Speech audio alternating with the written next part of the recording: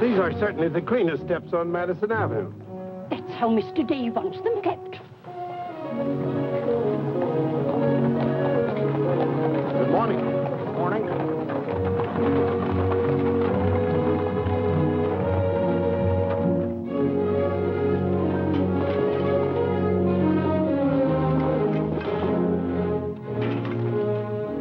You're new here, aren't you? Just this morning.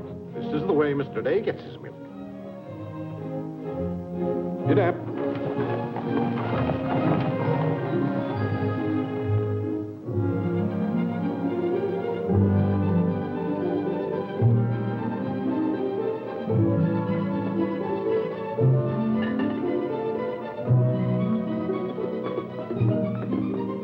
Annie, I'll do that.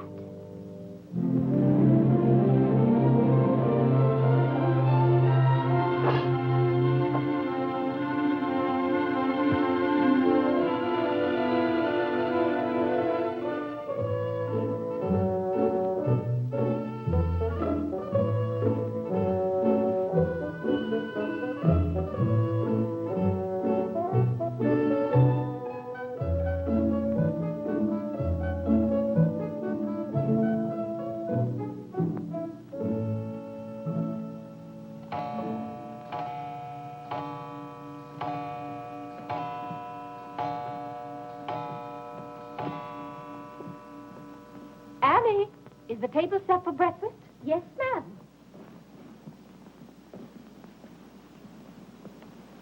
Good morning, ma'am. Good morning, Annie. How are you getting along? All right, ma'am.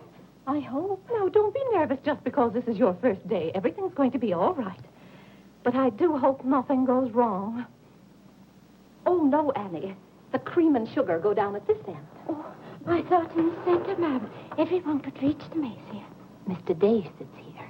Oh, excuse me. I didn't know where to place the napkins, ma'am. You can tell by the rings. The boys have their initials. C for Clarence. He sits here. J for John. Here. W for Whitney. He sits over there, next to his father. Yes, ma'am. And the one with the little dog on it is Harlan's, of course. He's the baby. This narrow, plain one is mine. And this is Mr. Day's. It's just like mine, except that it got bent one morning. Oh, and that reminds me, Annie, always have Mr. Day's coffee piping hot. Yes, ma'am. And whenever Mr. Day speaks to you, just say yes, sir. Don't be nervous. You'll get used to him. Yes, ma'am. Oh, that beautiful rubber plant. I'm so glad it came. You mustn't water it every day. Too much moisture makes it very unhappy. Oh, good morning, Mother. I thought you were still upstairs. Good morning, Clarence. Father must be talking to himself. A redhead.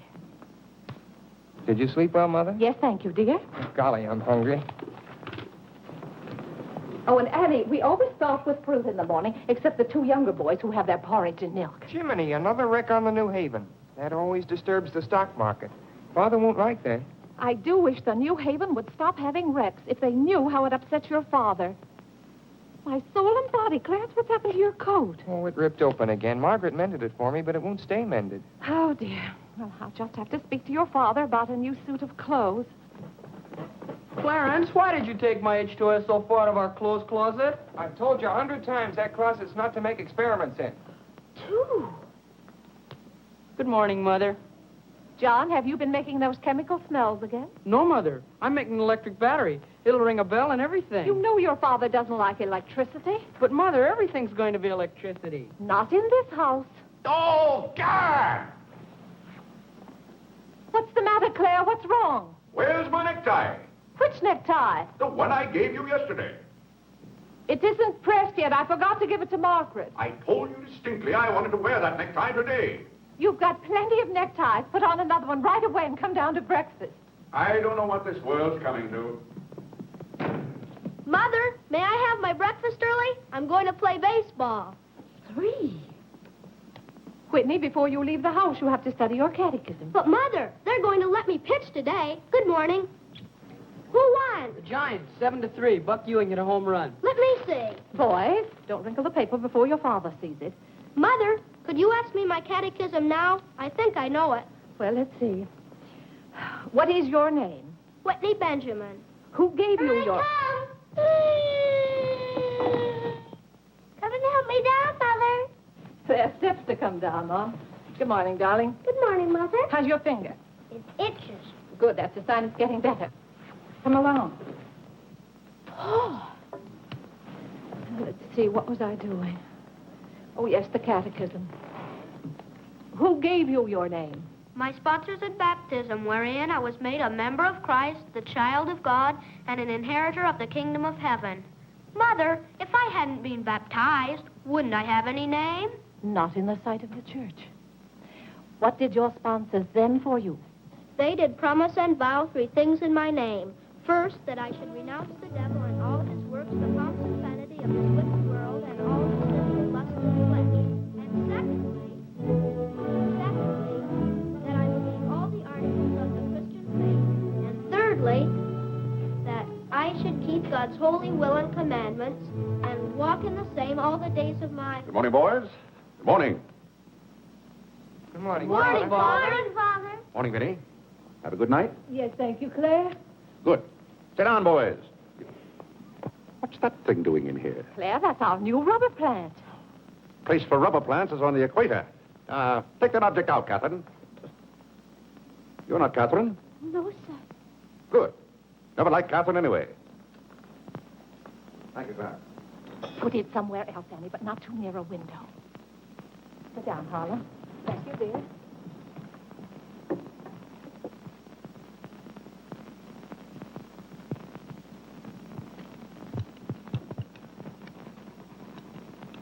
Where did that dog come from? She'll be here, Mother. I've talked to her. What did you say? Claire, that new suit looks very nice. Blasted tight. You put on a little weight, dear. Well, I weigh just the same as I always have. Well, Clarence has just managed to ruin the only decent suit he has. I'm sorry, but I'm afraid he'll need a new suit of clothes. Vinny, Clarence has to learn not to be so hard on his clothes. But, Father, I When thought... you start in Yale in the fall, you'll be completely outfitted. But nothing this summer. Can't I have one of your old suits cut down for me? Every suit I own still has plenty of wear in it. I wear my clothes until they're worn out. Well, if you want your clothes worn out, Claire, you can wear them out much faster than you can. Yes, and, Father, you never get a chance to wear yours out. Every time you get a new batch of clothes, Mother sends the old ones to the missionary barrel. I guess I'm just as good as any old missionary. Clarence, before you compare yourself to a missionary, remember the sacrifices they make. Oh, I don't know, Vinny. I think my clothes would look better on Clarence than on some Hottentot. Have that dark sack suit of mine cut down to fit you. Oh, thank you, Father. One of Father's suits. Thank you, sir. In return for that, Clarence, I want you to practice more often on your violin. Whitney, don't eat so fast. Well, Father, I'm going to pitch today. But before I go, I have to study my catechism. What do you bother with that for? Because if he doesn't know his catechism, he can't be confirmed. But Vinny, Whitney's going to pitch today. He can be confirmed any old time. Claire, sometimes it seems to me you don't care whether your children get to heaven or not. Oh, Whitney will get to heaven all right. I'll be there before you are, Whitney. I'll see that you get in. And Whitney, when we get to heaven, we'll organize a baseball team of our own. Good. It'd be just like you to try and run things up there. Yeah, from all I've heard about heaven, it seems to be a pretty unbusinesslike place. They could probably use a good man like me. What makes you so sure they'll let you into heaven? Well, if they don't, I'll certainly raise a devil of a row. Claire, I do hope you'll behave when you get to heaven. Now, Vinny. Vinny, how many times have I asked you not to engage a maid who doesn't know how to serve properly? Claire, can't you see she's new and doing her best? How can I serve myself when she's holding that platter over my head? Hold it lower, Annie. Yes, Mom. What became of the one we had yesterday? I don't know why you can't keep a maid. Oh, you don't. Why on earth can't you run your house the way I run my office? All I want is service. What the devil's that noise? It's Annie. Annie? Who's Annie? The maid. I'll take it, Annie. Claire, aren't you ashamed of yourself? What have I done now? You made her cry speaking to her the way you did. I never said a word to her. I was addressing myself to you. I do wish you'd be more careful. It's hard enough to keep a maid, and the uniforms just fit this one.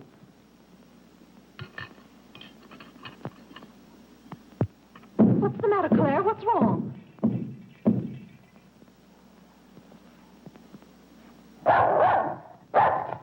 What in the name of... Well, where did you come from? Who do you belong to? She's mine, Father. Her name is Princess. Looks more like a prince to me. What's wanted? Margaret, this bacon's good. Oh, Well, it's good. yes, sir. Harlan, how's that finger? Come here, let me see it. Yes, Father. Ah, yes, that's healing nicely. I guess you'll know the next time that cats don't like to be hugged. It's all right to stroke them, but don't squeeze them. Now go back and finish your oatmeal. I don't like oatmeal, Go on and finish it. It's good for you. but I don't like it. I'll tell you what you like and what you don't like. You're not old enough to know about such things. You've no business not to like oatmeal. It's good.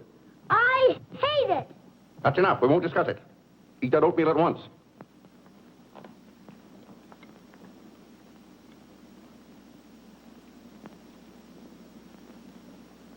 Ah.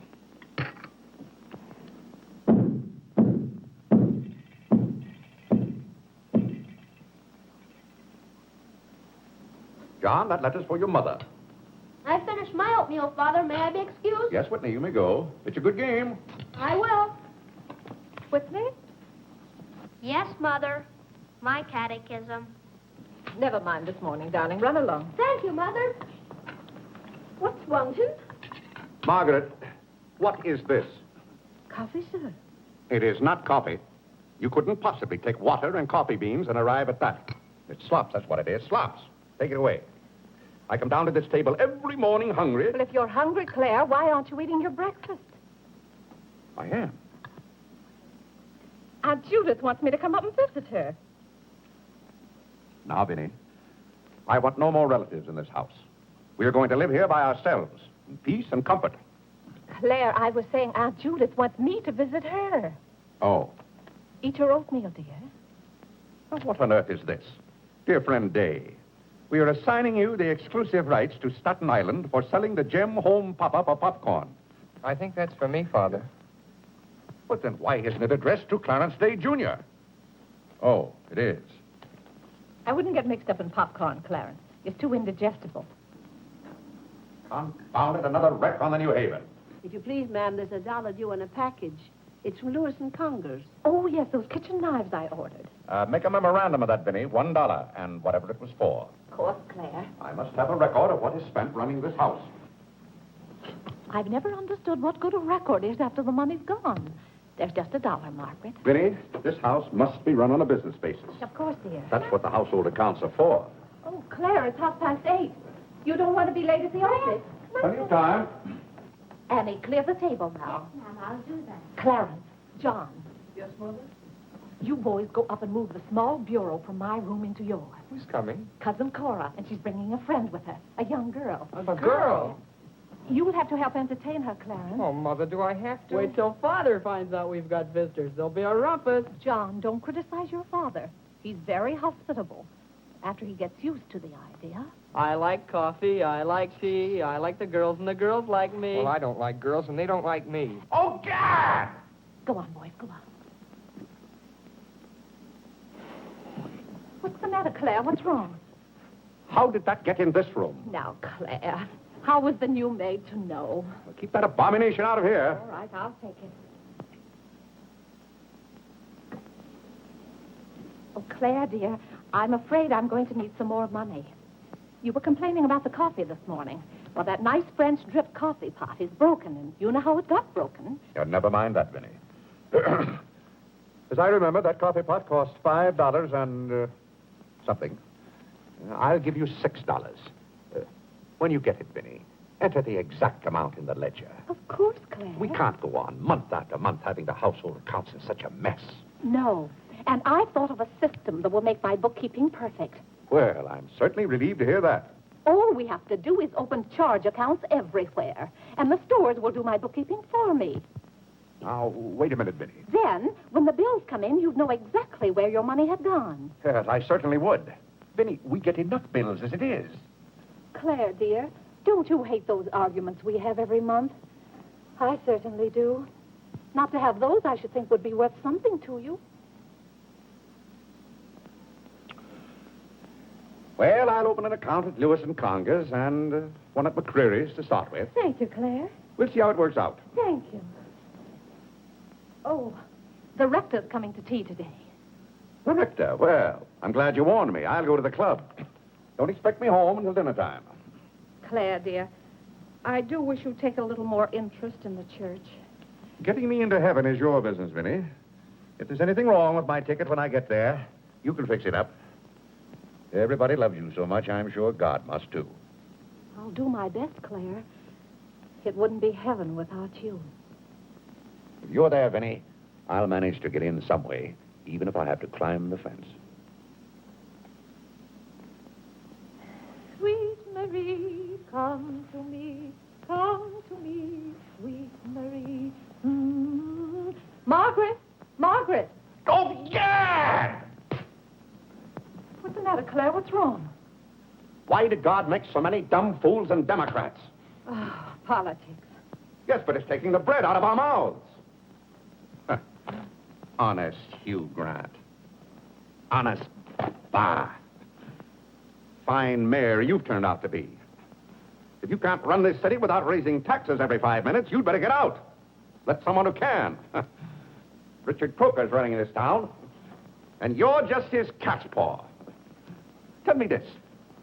Are these increased taxes going into public improvements, or are they going into graft?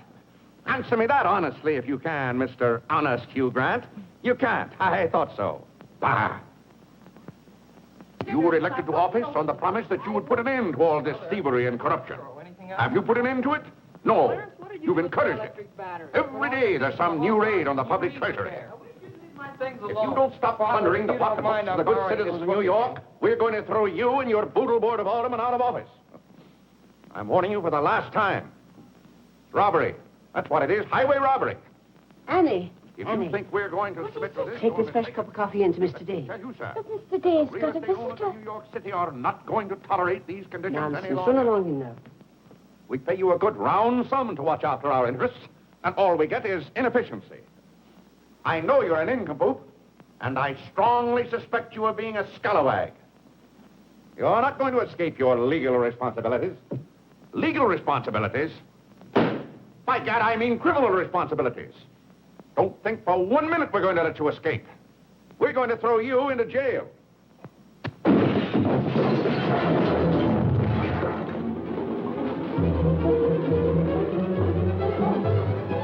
Annie, are you hurt?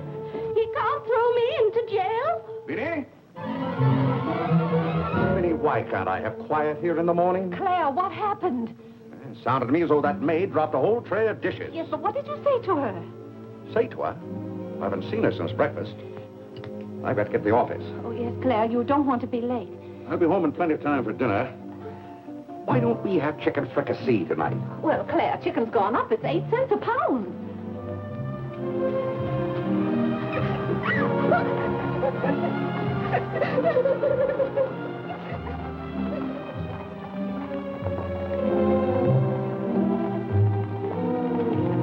Where the devil's she going, dressed up like that?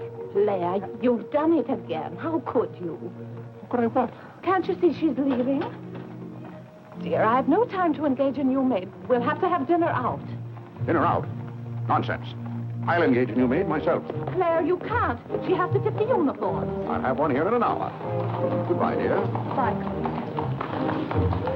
Good morning, Mr. Day. On your way to the office? Yes, Terence. Good morning. Mrs. Day? Good morning, Mr. Day. Jim.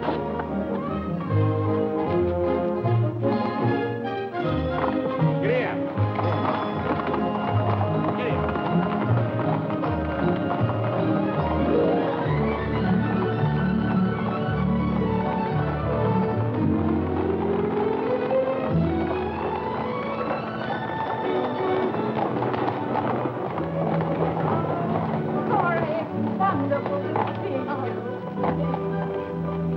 you. Vinny, I declare you're getting younger and prettier every year. Oh, This is Mary Skinner. Aunt Skinner's daughter. My goodness, I never would have known you. Just leave your things out here and come right on in. I heard my father talk so much about you, Mrs. Did he tell you how he used to dip my pigtails in the inkwell at school? What's the news in Pleasantville, Cora? Oh, Vinny, I have so much to tell you. We wrote you that Aunt Carrie broke her hip. Yes. That was the night that Robert Ingersoll lectured. Of course, she couldn't get there, but it was a good thing for Mr. Ingersoll she didn't. How do you do, Cousin Cora? Oh, Clarence. My. Oh, no, Cora, this is John. John, why, how you've grown. You'll be a man before your mother. John, this is Mary Skinner. How do you do? How do you do? Vinny, everybody in Pleasantville sends their love. Oh. Grandpa Ebbett, Cousin Edith, Aunt Hattie, the Taylors. Oh, just everybody. Cora, how Vinny. is Grandpa Evan? Oh, he hasn't been at all well. You know he only has one kidney, and that's floating. How do you do, Cousin Cora? I'm glad to see you. This can't be Clarence. Yes, it is. My. My goodness, every time I see you boys, you've grown another foot. Let's see, you're going to St. Paul's now, aren't you? St. Paul's? I was through with St. Paul's long ago. I'm starting in Yale this fall. Yale? Oh, Mary, this is Clarence, Mary Skinner. How do you do? Oh, this is Mary's first trip to New York. Yes, it is. It's her first trip. We'll have to show Mary around.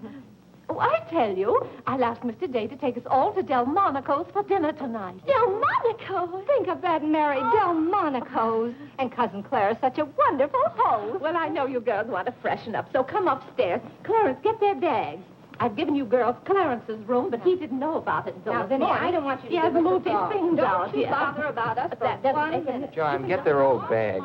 We can just take care of ourselves. Oh, you play the violin. Well, I fool with it a little. You're just being modest. No, really, I play the piano. Not awfully well, but... Now, you're being modest. Do you ever play duets? Well, I haven't up to now. Neither have I. Up to now.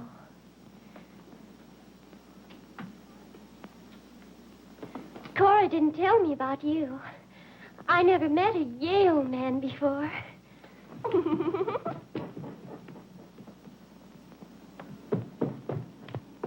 What's happened to you? Nothing. I feel fine.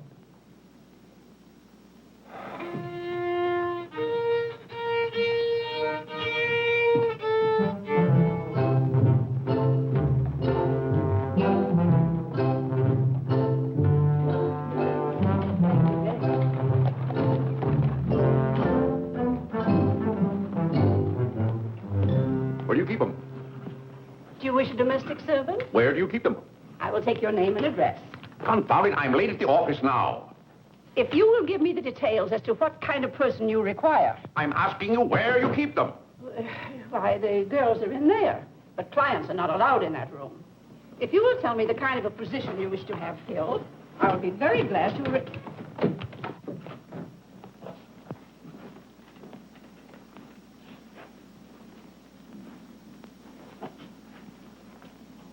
You stand up, please.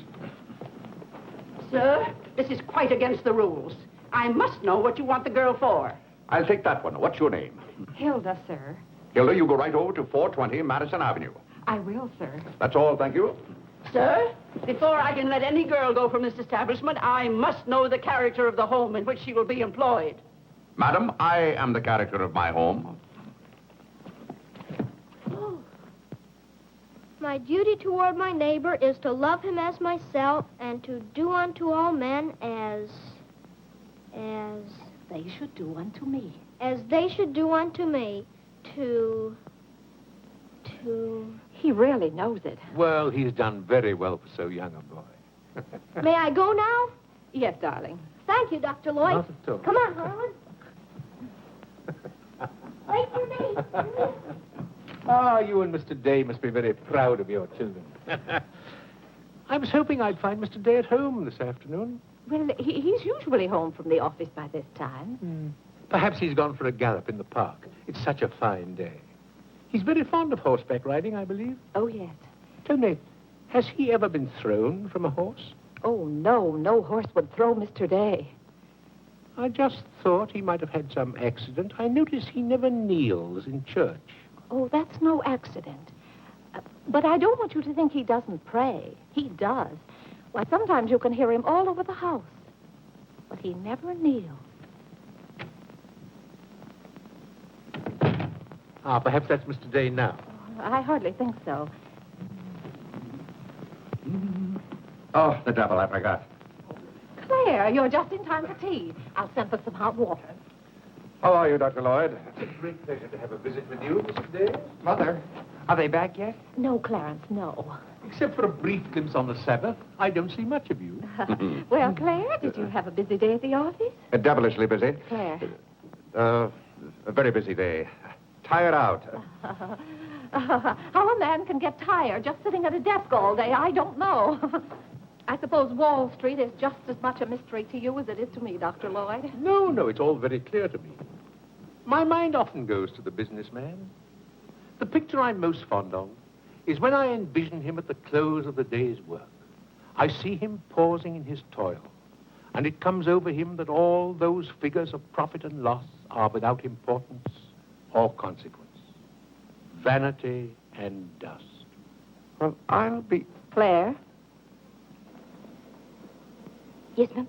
Delia, some more hot water, please. Yes, ma'am. Who's that? The new maid. Where's the one I sent this morning? The uniform didn't fit. I like the one I picked out better. Claire, Dr. Lloyd wants to tell us about the plans for the new edifice. The new what? The new church. You knew we were planning to build a new church. Of course, we're going to have to raise a large sum of money. Well, personally, I'm against the church hopping, skipping, and jumping all over the town. So any contribution I make will have to be a small one. The amount everyone is to subscribe has already been decided. Who decided it? After considerable thought, we voted that our supporting members should each contribute a sum equal to the cost of their pew. I paid $5,000 for my pew. Yes, Claire, that makes our contribution $5,000. That's robbery. Do you know what that pew was worth today? $3,000. That's what the last one sold for. I've taken a dead loss of $2,000 on that pew already. Huh. Frank Baggs sold me that pew when the market was at its peak. He knew when to get out. And I'm warning you, Vinny, if the market ever goes up, I'm going to unload that pew. Clarence Day, how can you speak of the temple of the Lord as though it was something to be bought and sold on Wall Street? Now, Mrs. Day, your husband is a practical man. We've had to be practical about the new church. We have all the facts and figures. Oh? What's the property worth where we are now? Oh, let's see. Is it $40,000? I know the figure has a 4 in it. What's the new piece of property going to cost you? I think the figure I heard mentioned was $85,000. Or was it $185,000? Dr. Lloyd, you preach that someday we'll all have to answer to God. We shall indeed. Well, I hope God doesn't ask you any questions with figures in them. Mrs. Day is in the living room. Thank you. It's Cousin Cora. She's passing through town. Oh. Well. Oh, hello. Hello.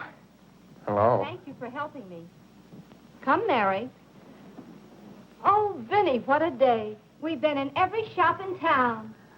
Why, Cousin Claire. Cora! My. You're as welcome as the flowers in May. This is Mary Skinner, Mr. Day. How do you do? I've been telling Mary all about you. She's been dying to meet you. Well. Dr. Lloyd, I want you to meet my favorite cousin, Miss Cartwright. How do you do? And this is Mary Skinner. Miss Skinner, Dr. Lloyd. How do you do? How do you do? Well, this seems to be a family reunion. I'll just run along. Goodbye, Dr. Lloyd. Goodbye, Miss Cartwright. goodbye. Goodbye. Clarence, you haven't said how do you do to Dr. Lloyd. Goodbye, Dr. Lloyd. Goodbye, everybody. I'll go to the door with you, Dr. Thank you, Lloyd. and thank you so much for the tea. Those muffins were delicious. Who did you say this pretty little girl is? She's Ed Skinner's daughter. This is Mary's first trip to New York. Oh, sit down, sit down. Have some tea. We had tea downtown. Oh, never mind then. Delia. Delia, sit down, sit down. Even if you have had tea, you can stay and visit for a while. As a matter of fact, why don't you both stay to dinner? That's all arranged, Claire. Cora and Mary are going to have dinner with us. Fine, fine.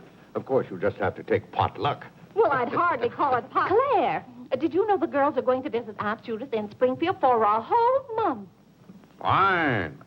Now, how long are you going to be in New York, Cora? All week. Splendid. We'd hope to see something of you. Well, you certainly will. Cora, did you find anything you wanted in the shop? Oh, I can't wait to show you. Oh, but I'm afraid some of these packages can't be opened in front of Cousin Claire. Shall I leave the room?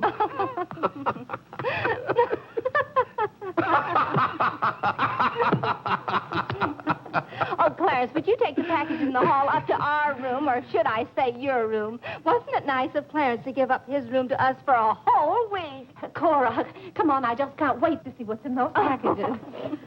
Well, we'll be back soon. Vinny, I wish to speak to you before you go upstairs. I'll be down in just a minute, Claire. I wish to speak to you now. I'll be up in just a minute, Cora. It's all right, Vinny. Come along, Mary. Are those two women encamped in our house? Now, Claire. Answer me, Vinny. Now, Claire, you know... Answer me. Just a minute. Clarence.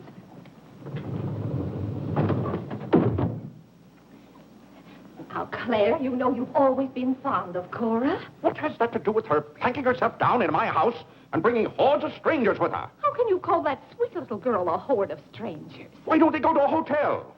New York is full of hotels built for the express purpose of housing such nuisances. Claire, two girls alone in a hotel? Why, who knows what might happen to them? All right, then put them on the first train. They want to roam, the gypsies? Lend them a hand. Keep them roaming. But, Claire, they're just staying in that little room of Clarence's. The trouble is they don't stay there. They stay in the bathroom. Every time I want to take my bath, it's full of giggling females, washing their hair. I tell you, I won't have it. Send them to a hotel. I'll pay the bill gladly, but get them out of here. Father, I'm afraid they can hear you upstairs. Then keep those doors closed. Clarence, you open those doors. Open them all the way. Now, Claire, you be quiet and behave yourself. They're here, and they're going to stay here. That's enough, Vinny. I want no more of this argument.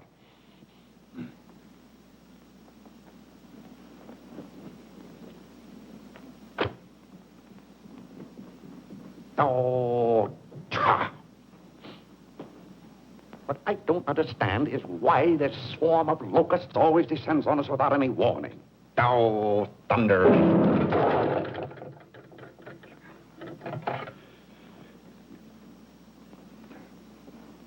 Vinny.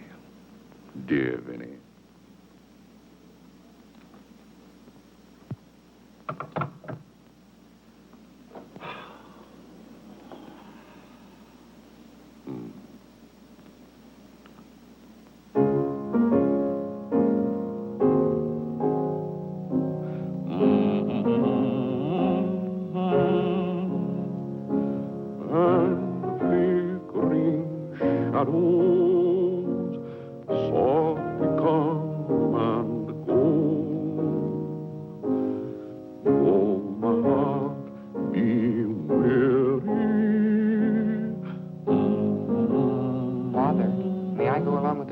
Delmonico's?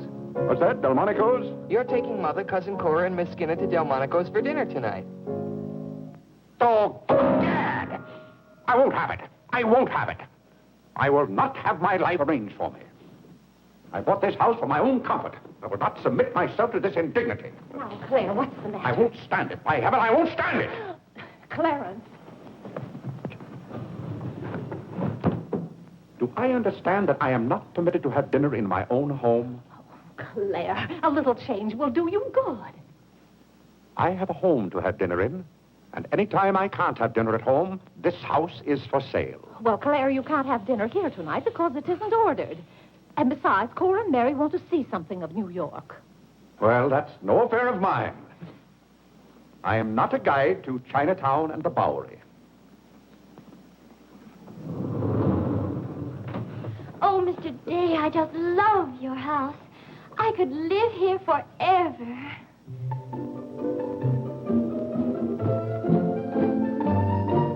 Cora's waiting for you, Mrs. Day. Oh, yes, I'll run right up.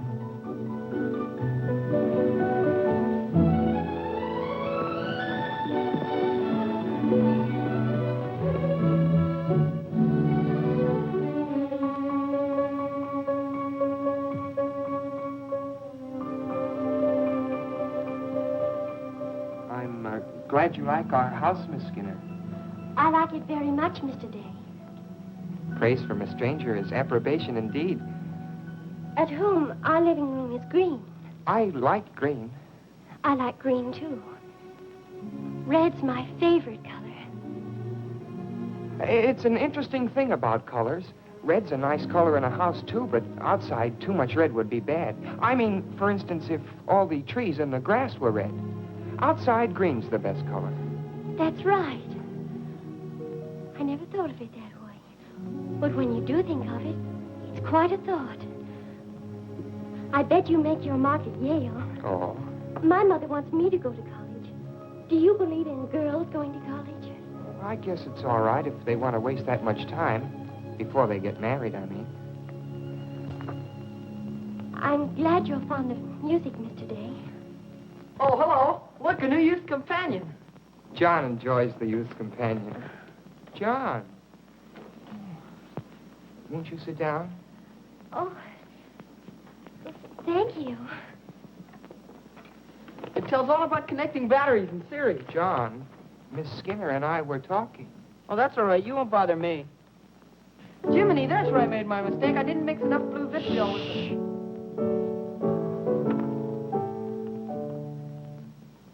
Oh, don't stop. Can you play that? I'm afraid not. Can you play Sweet Genevieve? That's my favorite. Not without my music. Hymns are nice, don't you think? I like this one.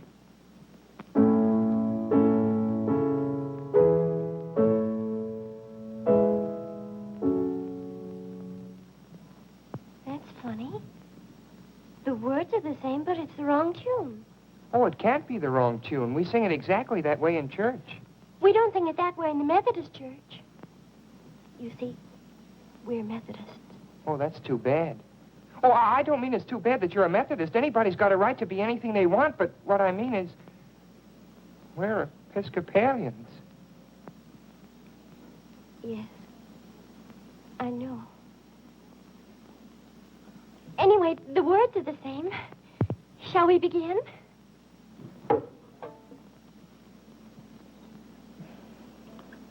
Now.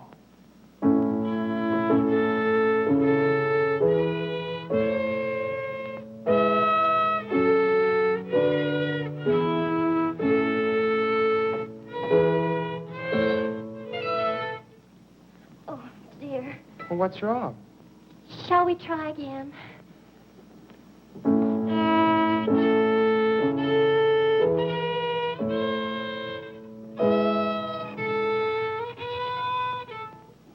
It must be my fault. Oh, no, it's my fault. No, you're the Episcopalian.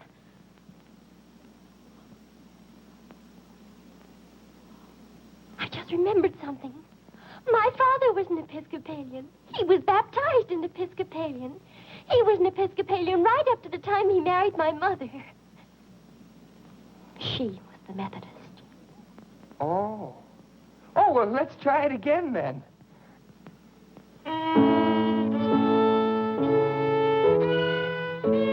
Well, Clarence, if you're going to Delmonico's with us, you'd better get dressed. Am I going to? Jiminy. Thank you, Father. Be ready in just a minute, Mother. Minnie, that young lady looks about the same age you were when I came out to Pleasantville to rescue you. Rescue me?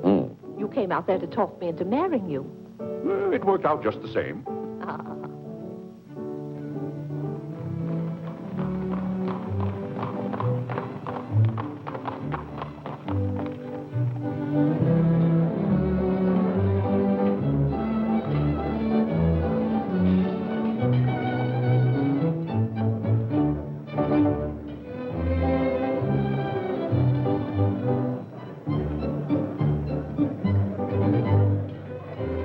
François. Oui, monsieur, tout de suite. Louis, l'addition pour monsieur Day. Oui, monsieur. Alors, vite, vite. Tout de suite. Alors, vite, vite, tout de suite. Cette sauce diable était délicieuse. Merci, monsieur. Je suis content que monsieur soit satisfait. Merci, monsieur. Bon. French. Oui. No cooking like the French. Claire, it was so nice of you to invite Cora and Mary here their first night. It's been a pleasure. Mr. Day, have you always been an Episcopalian? I've always gone to the Episcopal Church, yes. But you weren't baptized a Methodist or anything, were you? You were baptized an Episcopalian? Come to think of it, I don't believe I was ever baptized at all. Claire, that's not very funny, joking about a subject like that. I'm not joking. I remember now, I never was baptized. Claire, that's ridiculous. Everybody's baptized. What? I'm not. No one would keep a little baby from being baptized. You know father or mother, free thinkers, both of them. They felt their children should decide those things for themselves. But Claire... I remember when I was 10 or 12 years old, Mother set out to give some thought to it, but I never got around to having it done to me. Claire, do you know what you're saying? Yes, I'm saying I've never been baptized. Then something's got to be done about it right away. Now, Fiddy, don't get excited over nothing. Why haven't you ever told me? Well, what difference does it make? I've never heard of anyone who wasn't baptized. Even the savages in darkest Africa. It's all right for savages and children. But if an oversight was made in my case, it's too late to correct it now.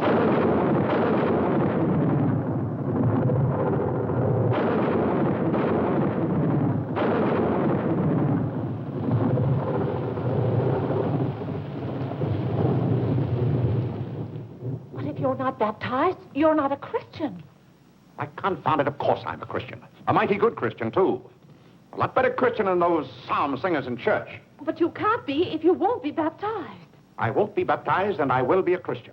I'll be a Christian in my own way. Claire, don't you want to meet us all in heaven?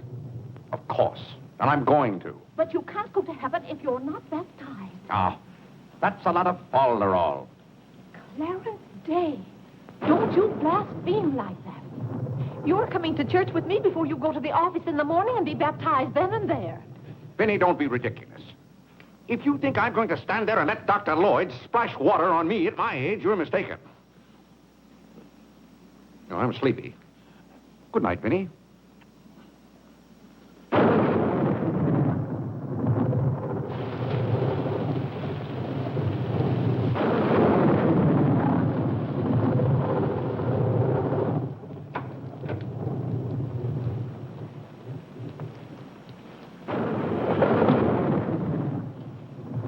Mother, what is Father? Get back to sleep. Mother, Yes, Whitney. if Father hasn't been baptized, he hasn't any name. In the sight of the church, he hasn't any name. That's right. Maybe we're not even married.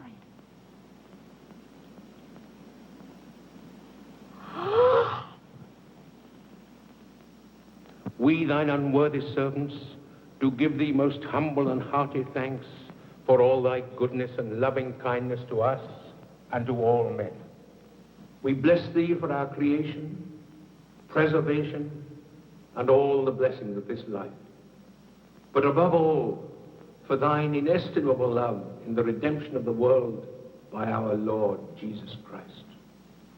For the means of grace, for the hope of glory.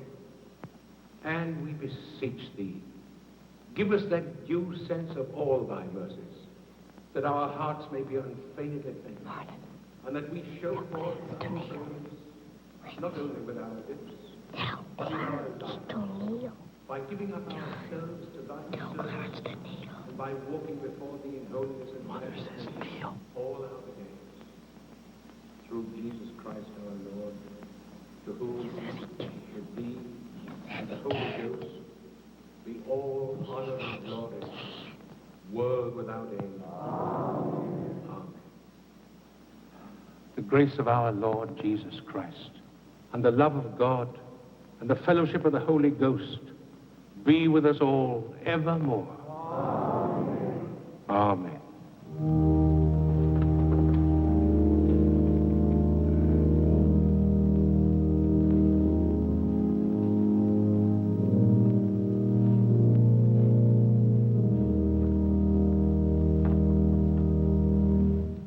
so, my friends, what comfort and security it gives us when we have reached the age of understanding to know that the rite of baptism has not been neglected in our infancy or youth.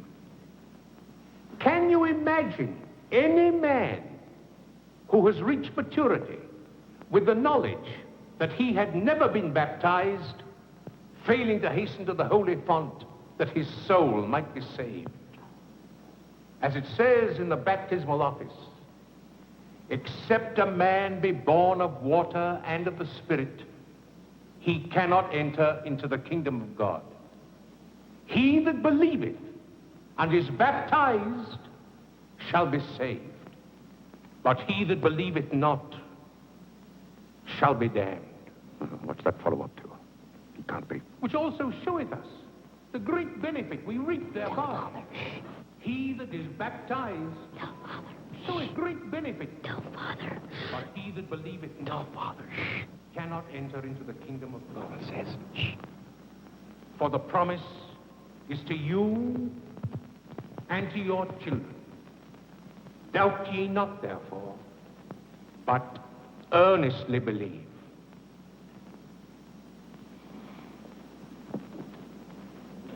In the name of the Father, and of the Son, and of the Holy Ghost. Amen. Amen.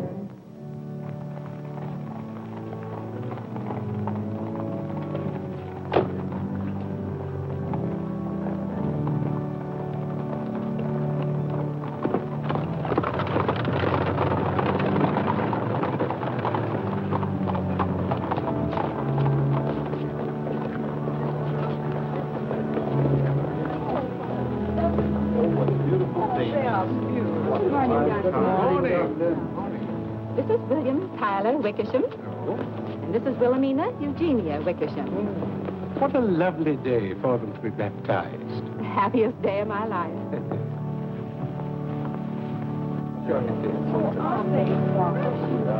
Lovely. Thank you, Mrs.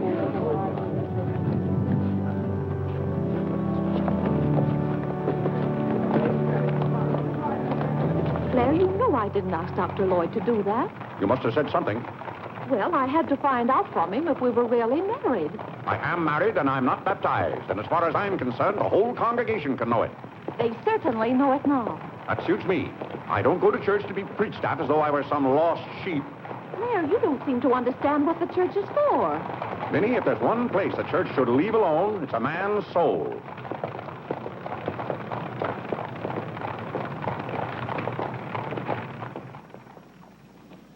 Well, he's going to be baptized, Cora. You mark my word. I just couldn't go to heaven without Claire. Why, I get lonesome for him even when I go to Ohio. It's awfully hard on a woman to love a man like Claire so much. Oh, men are so aggravating. They take everything for granted. They certainly do. You know, I don't believe Claire has come right out and told me he loves me since we've been married. Of course, I know he does because I keep reminding him of it. You have to keep reminding them, Cora. Minnie, the table isn't set for dinner yet. I'll be back in a minute, Cora. We're having it after Cora and Mary go to the train. Their cab's coming at 1 o'clock. Cab? The horse cars go right past the door. But, Claire, they have those heavy bags. Cabs are a waste of money.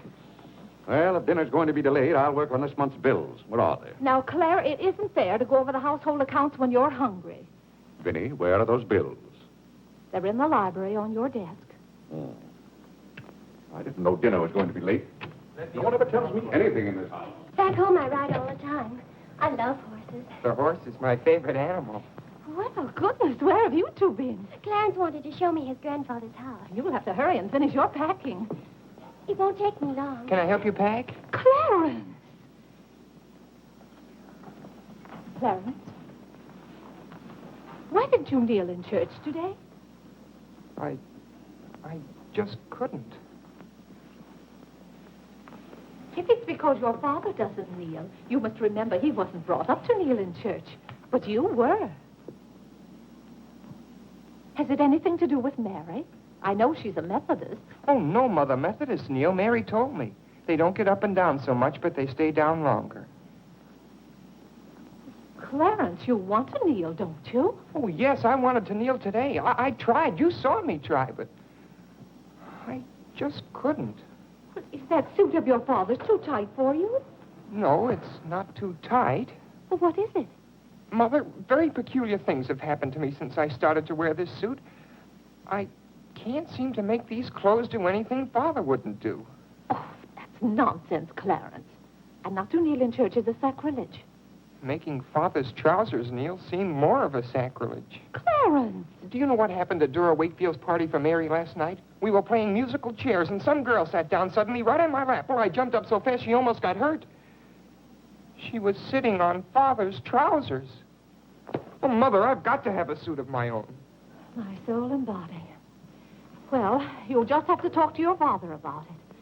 I'm sure if you approach him the right way, tactfully, he'll see. Oh, excuse me. Gracious. It didn't take you very long. Well, I'll see about your box lunch for the train. Remember, it's Sunday.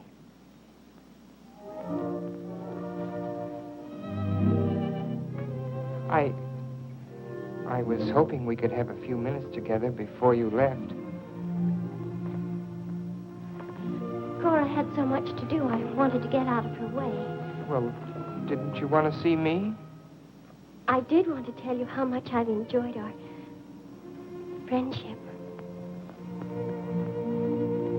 Oh, hello. Mother told us to sit in the living room till dinner's ready. Not on the best sofa. Hello.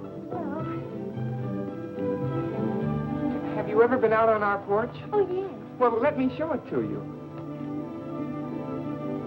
It's awfully hard to grow up in a family with children. My, I've never known a week to pass so quickly. Why, Yes? Yes?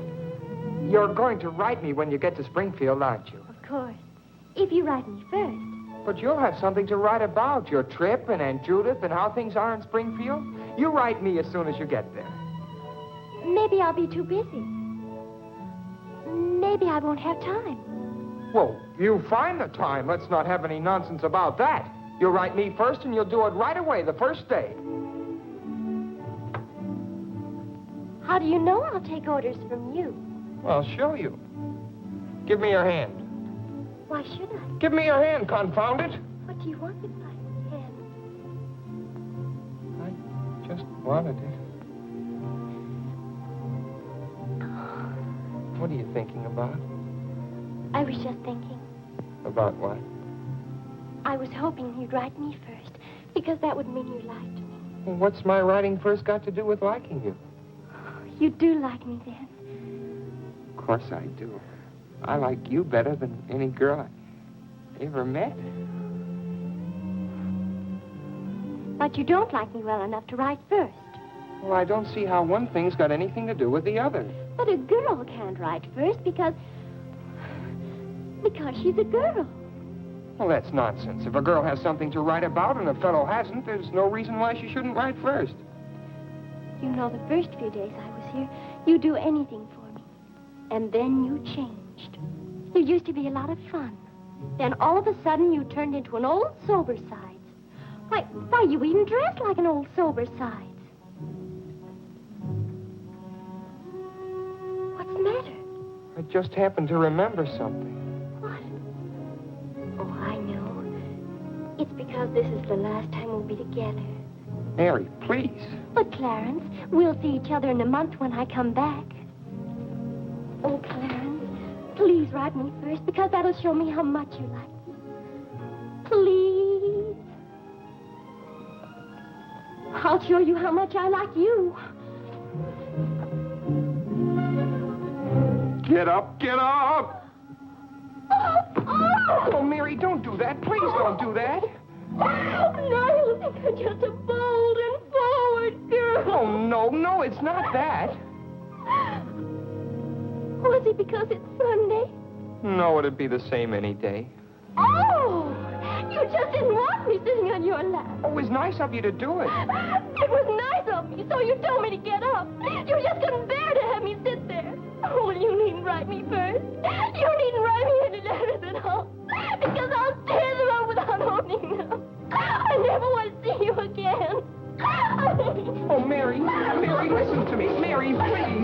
Oh, Mary.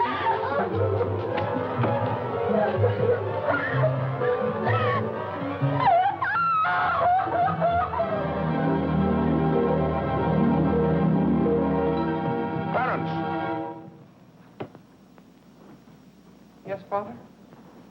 That young lady's crying. She's in tears.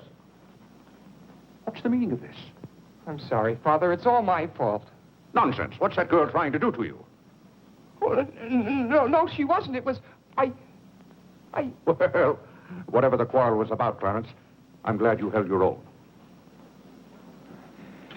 Father, I have to have a new suit of clothes. You've got to give me the money for it. Young man, do you realize that you're addressing your father? I'm sorry, Father. I apologize. But you don't know how important this is to me. A new suit of clothes is so important. Oh, why should... Clarence, has your need for a new suit of clothes anything to do with that young lady? Yes, Father. Why, Clarence. Why, this comes as quite a shock to me. What does, Father? Why, you're being so grown up. Still, I might have known if you were going to college this fall. Yes, you're at the age when you'll be meeting girls. Clarence, there are things about women that I think you ought to know. Sit down.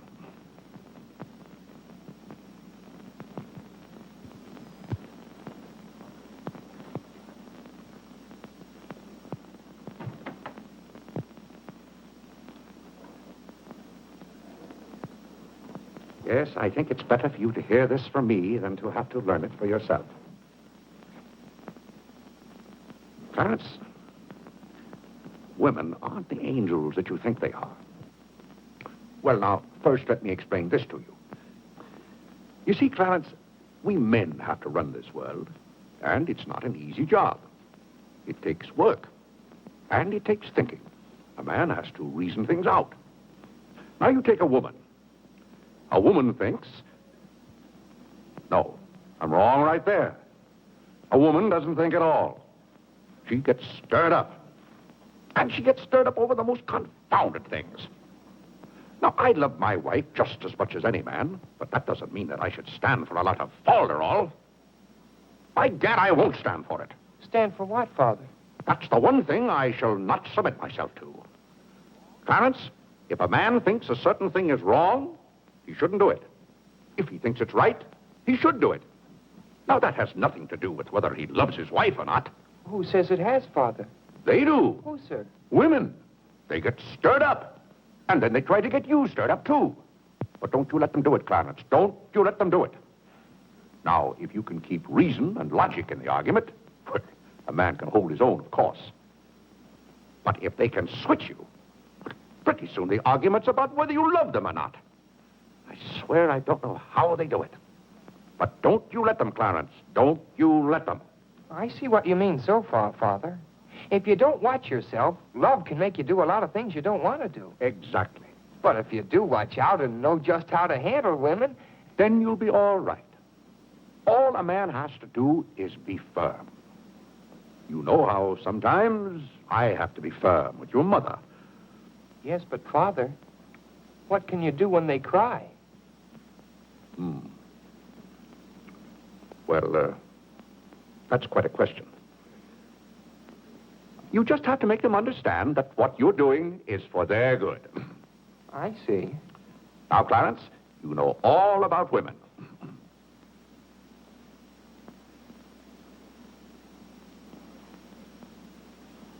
But, Father...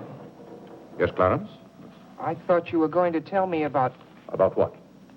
About women. Clarence, there are some things gentlemen don't discuss. I've told you all you need to know. The thing for you to remember is be firm.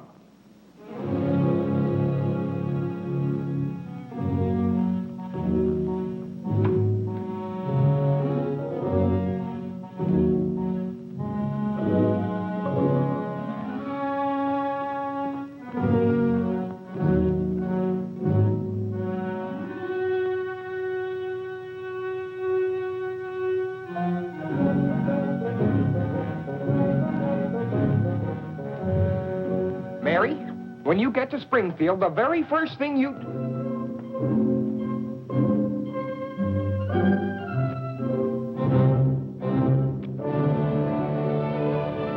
Oh, God! What's the matter, Claire? What's wrong? Sit down, Vinny. Oh, Claire, Cora and Mary are leaving any moment Sit down. now. Vinny, you know I like to live well, and I want my family to live well. But this house must be run on a business basis. I must know how much money I'm spending and what for. For instance, if you recall, a week ago, I gave you $6 to buy a new coffee pot. Yes, because you broke the old one. You threw it right on the floor. I'm not talking about that. Now, I find here among my... It was a pity to break that nice coffee pot, Claire. It was imported from France, and that little shop has stopped selling them. But what has that They said the tariff wouldn't let them, and that's your fault because you're always voting to raise the tariff. The tariff protects America against cheap foreign labor. Now, this bill... The tariff does nothing but put up the prices, and that's hard on everybody, especially the farmer. Vinny, I wish to heaven you wouldn't talk about matters you don't know anything about. I do, too, know about them. Miss Gulick says that every intelligent woman should have some opinion Who, about... may I ask, is Miss Gulick? She's the current events woman I told you about, and the tickets are $1 every Tuesday. Do you mean to tell me that a pack of idle-minded females pay $1 apiece to hear another female gabble about the events of the day? Listen to me if you want to know anything about the events of the day. But you get so excited, Claire. And besides, Miss Gulick says that our president, whom you're always belittling, prays to God for guidance. Vinny, what happened to that $6? What $6? I gave you $6 to buy a new coffee pot. Now I find that you apparently got one of yours in Congress and charged it. Here's the bill. One coffee pot, $5. So you owe me $1, and you can hand it right over. I'll do nothing of the kind. What did you do with that $6? Well, Claire, I can't tell you now, dear. Why didn't you ask me at the time? I give up. Wait a minute. I spent $4.50 for that new umbrella. Now we're getting somewhere. One umbrella, $4.50. And that must have been the week I paid Mrs. Tobin for 2 extra days washing. Mrs. Tobin. That's $2 more. $2. That makes $6.50, and that's another 50 cents you owe me. I don't owe you anything. What you owe me is an explanation of where my money's gone. I do the best I can to keep down expenses. You know yourself, Cousin Phoebe spends twice as much as we do. Now, don't talk to me about your cousin Phoebe. You talk about your own relatives enough. That's not fair, Vinny. When I talk about my relatives, I criticize them. I can't even speak of Cousin Phoebe. You can speak about all you want to. But I won't have Cousin Phoebe or anyone else dictating to me how to run my house. I didn't say a word about her dictating. Claire, you know she isn't that. You said... I don't know what you said now. You never stick to the point. Now, we're going over this account book, item by item. I find here a bill for $38. I don't know what you expect of me. I tire myself out chasing up and down those stairs all day long, trying to look after your comfort, to bring up our children. I do the mending and the marketing. Now you want me to be an expert bookkeeper, too.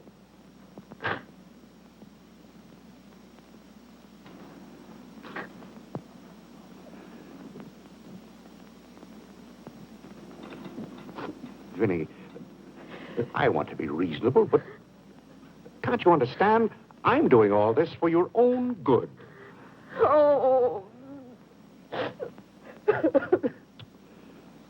Well, I suppose I'll have to go ahead just paying the bills and hoping I've got enough money in the bank to meet them. But it's all very discouraging. I'll try to do better, Claire. Well, that's all I'm asking. Well, I'll make out the checks and sign them. But maybe I haven't any right to sign those checks since in the sight of the Lord I haven't any name. That's right. Claire, to make those checks good, you'll have to be baptized right away. Vinny, the bank doesn't care whether I've been baptized or not. Well, I care. And no matter what Dr. Lloyd said, I'm not sure we're really married. Vinny, we have 4 children. If we're not married now, we never will be. Claire, Dr. Lloyd said this morning. Well, that's all, Vinny. Hadn't you better go tell Whitney to watch for the cab? Not before you give me that $1.50. What $1.50? The $1.50 you owe me. I don't owe you any $1.50. I gave you money to buy a coffee pot for me, and somehow it turned into an umbrella for you. Why, Clarence Day, what kind of man are you?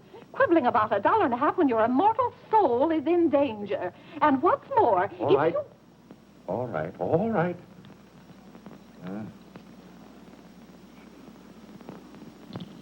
Thank you, Claire.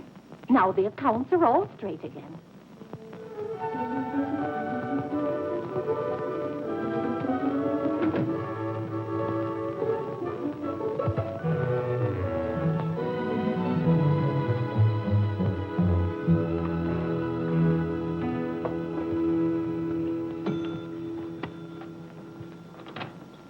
What were you doing down there? I'm setting up this new burglar alarm. I invented it myself. Have you got any money you can lend me? No, you owe me 30 cents now. Well, I'll give you my stamp collection and my piece of John Wilkes Booth's finger. How much? Enough to get a new suit of clothes? If you can wait a month till I hear from the patent office in Washington, I may be rich. Oh, I can't wait that long. Maybe I could get it sooner. I'm going to look into something else tomorrow. Wanted, an energetic young man to sell household necessity. Liberal commission. Applied 312, but... John, let me have this job. Why should I give you my jobs? They're hard to get. But I've got to get a new suit of clothes. Maybe I could get the job for both of us. I'll ask the man.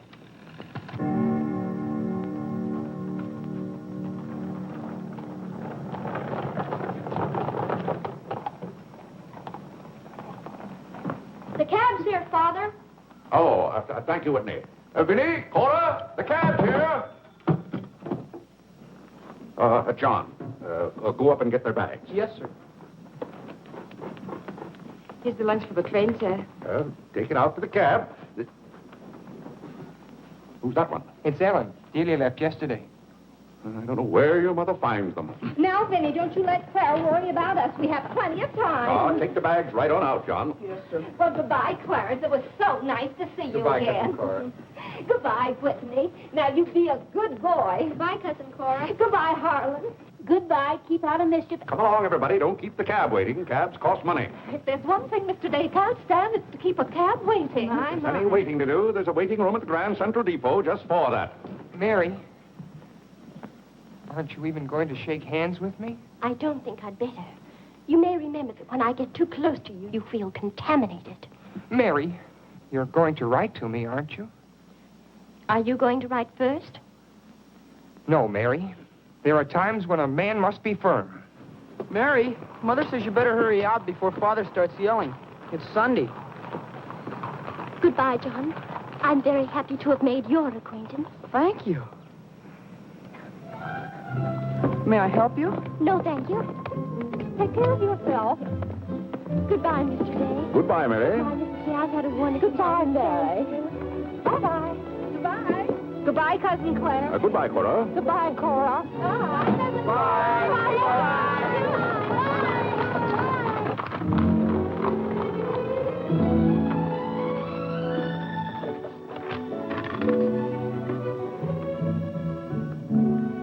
Dear Mary. My duty toward my neighbor is to love him as myself and to do to all men as I would they should do unto me. Has Father gone to the office yet? Come on, let's go to the ball field. I've got to guard this box till John comes back. It's his burglar alarm. It wouldn't work, so he fixed it. We're going to put it back in the dining room after Father goes to the office. Are there burglars around? Everywhere. Oh. To love, honor, and succor my father and my mother. Why do you have to learn that? Because if I don't, I'll go to hell. Father's going to hell. He is not. Yes, he is, because he isn't baptized. He'll go to hell and burn for 1,000 years. He won't. He won't. He'll be in a lake of fire and brimstone, and 1,000 devils with pitchforks will be poking at him. No, Mother, don't let the Father will hear you. No, I don't. Oh, come on, you faithful. Oh, come on, That noise. Just singing, Father. You boys be quiet. You know your mother isn't feeling well. Yes, Father.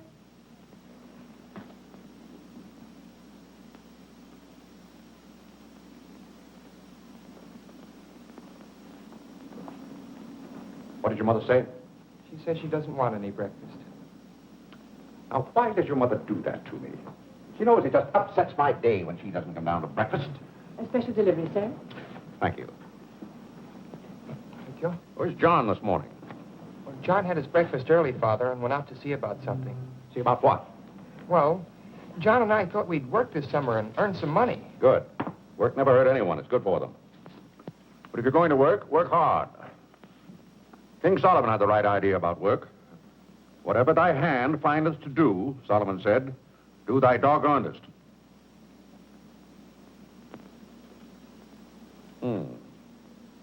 Well, I don't understand this at all. Here's a letter from some woman I never even heard of. Oh, Father. Don't gad! What is it, Father? This woman claims that she sat on my lap and that I didn't like it. Huh. What's that word? No, that one down there. It looks like curiosity. Oh. I only opened your letter as a matter of curiosity. Huh. Yes, go on. Why, this gets worse and worse. It just turns into a lot of sentimental, lovey-dovey mush. Cha! If this is someone's idea of a practical joke. What's the matter, Claire? What's wrong? Nothing wrong. Just a fool letter. How are you feeling, Vinny? I thought you needed me. If you don't, I'll go back to bed. Oh, no. Come sit down and get some food in you. Do you good. Build up your strength. Yeah, here, sit down. Here, what's this one's name? Nora. Nora, get Mrs. Day some bacon and eggs. No, Nora. Bring me a cup of tea up to my room. Yes, ma'am. Oh, Vinny, it's just weak to give in to an ailment. I notice when you have a headache, you yell and groan and swear enough. Well, that's to prove to the headache that I'm stronger than it is. I think I've caught some kind of germ.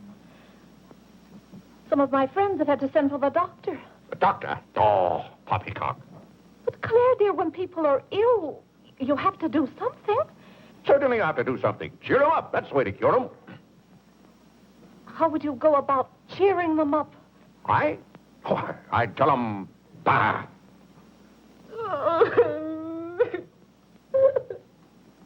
What have I done now? Oh, Claire, hush up.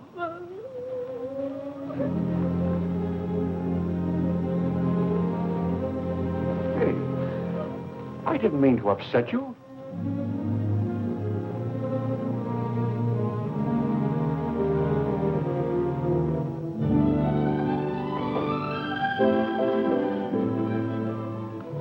Dear Clarence.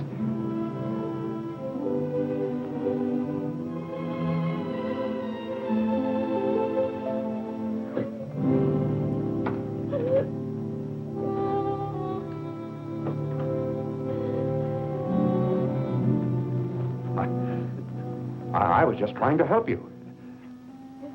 You know, when you take your bed, I have a confounded lonely time around here.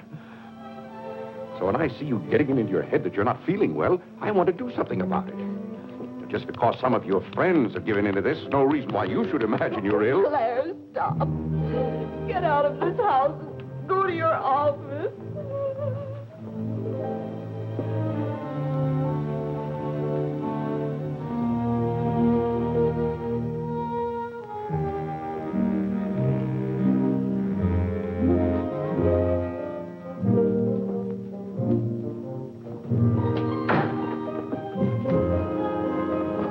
Did you get the job? Yes, for both of us. Look, I've got it with me. What is it? Medicine. Medicine. You took a job for us to go out and sell medicine? But it's wonderful medicine. Look what it cures. A sovereign cure for colds, coughs, catarrh, asthma, quinsy, and sore throat. Poor digestion, summer complaint, colic, dyspepsia, heartburn, and shortness of breath. Lumbago, rheumatism, heart disease, giddiness, and women's complaints. Nervous prostration, St. Vitus dance, jaundice, la grippe, proud flesh, pink eye, seasickness, and pimples. It's made from a secret formula known only to Dr. Bartlett. We get 25 cents commission on every bottle we sell, and he's giving us the territory of all Manhattan Island. Well, lots of fathers and mothers' friends have some of those diseases. Let's start out by calling on them. Yes. Oh, what if they ask us if we use it at our house? Oh, yes, it would be better if we could say we did. Excuse me? Oh, is that the tea for Mrs. Day? Yes. Oh, I'll take it up to her. Oh, thank you. Right away now, while it's hot. What's the matter with Mother? I don't know. She was just complaining. Say, it says here it's good for women's complaints. Here.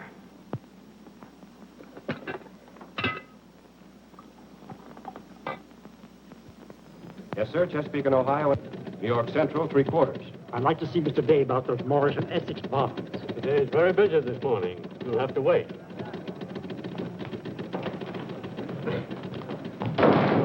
Where's Father? Well, Master Whitney, have you come to pay us a visit? Where's Father? He's busy in his office with a customer. Master Whitney! But, Mr. Day, the president of the firm is... Father, you have to come home right away. What's the meaning of this? Who sent you down here? Your mother? No, sir. Mother's ill. She's terribly ill. Did the doctor send you for me? No, sir. It was Margaret. Margaret? Margaret says you're to come home right away and no nonsense. Perkins, go down and stop the first cab you see. A cab, sir? For you, Mr. Day? Yes, I want a cab, and no nonsense. Yes, sir. I'm sorry, Mr. Hopkins.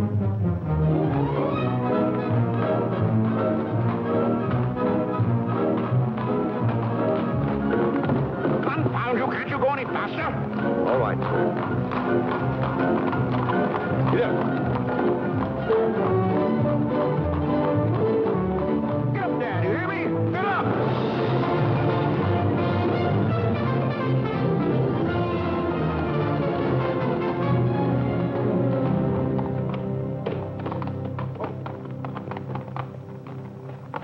Oh, Doctor, how is Mrs. Day? She's a pretty sick woman. Oh, what's wrong with her? Well, do you know or don't you? What did Mrs. Day have for breakfast this morning? Not a thing. I tried to get her to eat something, and she wouldn't. I can't understand it. Understand what? These violent attacks of nausea. It's almost as though she were poisoned. Poisoned? Let me take your cab. I'll try not to be gone more than 10 or 15 minutes. And, Mr. Day, you're not to go into a room. You'd better get her well. Right away, or you'll hear from me. Turn west on 47th Street. Yes, yes.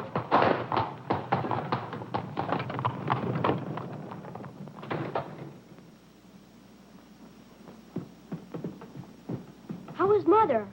I don't know. Well, she better be good and sick, or Father may be mad at me for getting him up here. Especially in a cab. Has your father come? Yes, just now. Where are you going, Margaret? I have to go for the minister.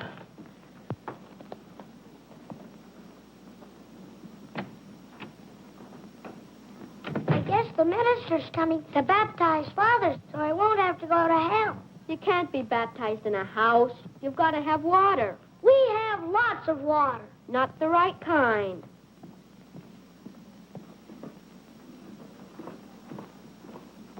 Is Mother better, Father? How can I tell? She wouldn't let me in the room with her. These confounded doctors never know what's the matter with anybody.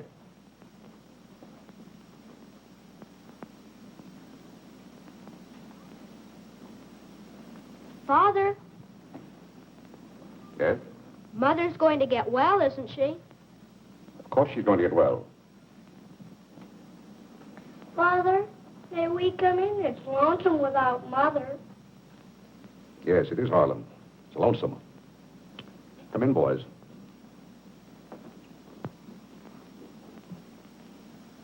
What have you been doing, Harlan? Nothing. They won't let me upstairs. What about you, Whitney? I was supposed to learn the rest of my catechism. Will you hear me, Father? Yes, Whitney, I'll hear you. Start here. How many parts are there in a sacrament? 2, the outward visible sign and the inward spiritual grace.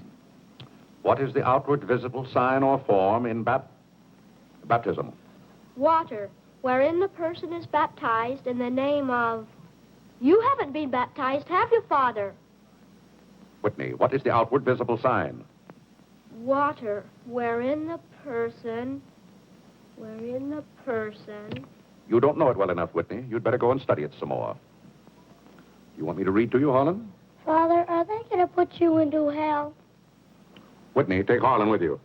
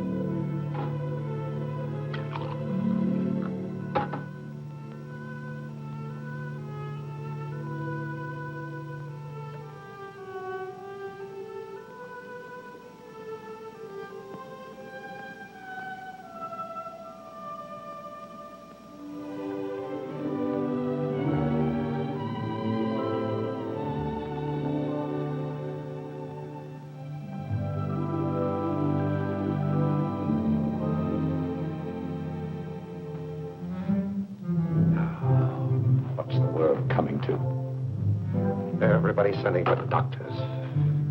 Doctors don't do you any good. Only make you feel worse. All poppycock. Who's ringing that bell?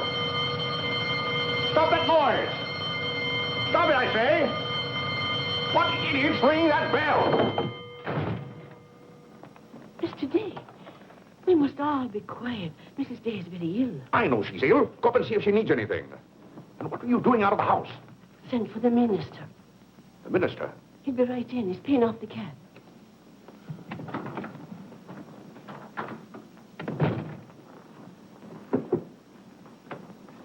I was deeply shocked to learn the serious nature of Mrs. Day's illness.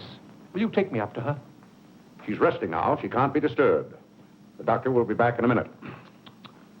Mrs. Day has been a tower of strength in the parish. Everyone liked her so much. Yes, she was a fine woman. I wish to heaven you wouldn't talk about Mrs. Day as if she were dead.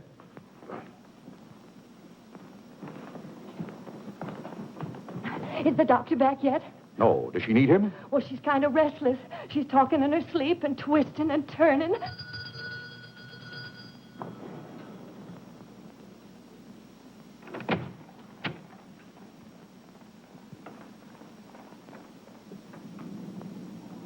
Well, Doctor, it seems to me that was a pretty long 10 minutes. See here, Mr. Day, if I'm to handle this case... How can you handle it if you're out of the house? Who is this? It's Dr. Summers. How do you do? I felt that Mrs. Day's condition warranted my getting Dr. Summers here as soon as possible for consultation. I hope that meets with your approval. Why, yes, of course. Anything that can be done. Upstairs, Doctor. Pardon me.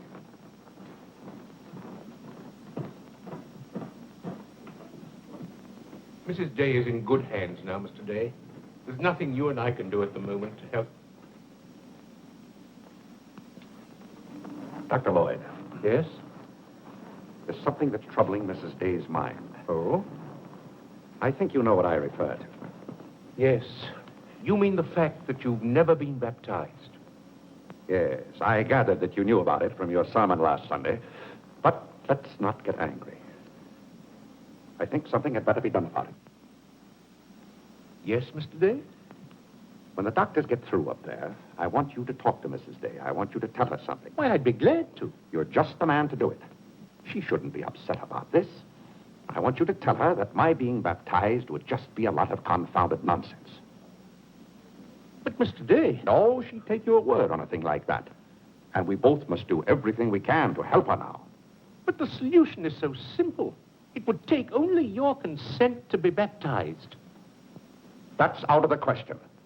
And I'm surprised that a grown man like you would suggest such a thing.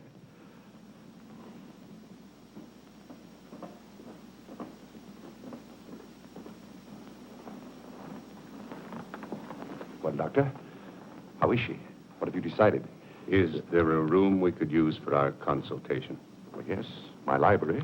Doctor. Dr. Summers, this isn't serious, is it? After we've had our consultation, we'll talk to you, Mr. Day.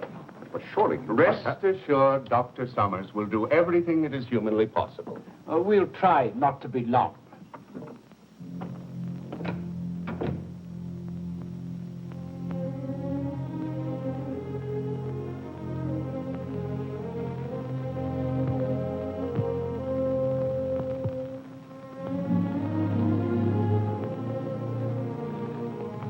Tell me, this Dr. Summers, he's very highly thought of, isn't he? Oh, yes. Lavinia is seriously... If anyone could help her, he could. Don't you think? Very fine physician. But there is a greater help, ever present in the hour of need.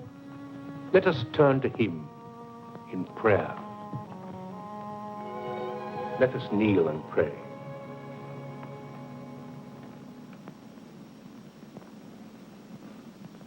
Let us kneel and pray.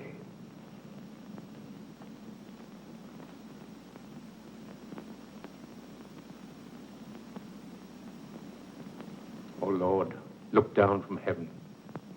Behold, visit, and relieve this thy servant who is grieved with sickness. Have mercy on her, O Lord. Have mercy on this miserable sinner. Forgive her, and extend thy accustomed She's not a miserable sinner, and you know it. Oh, God!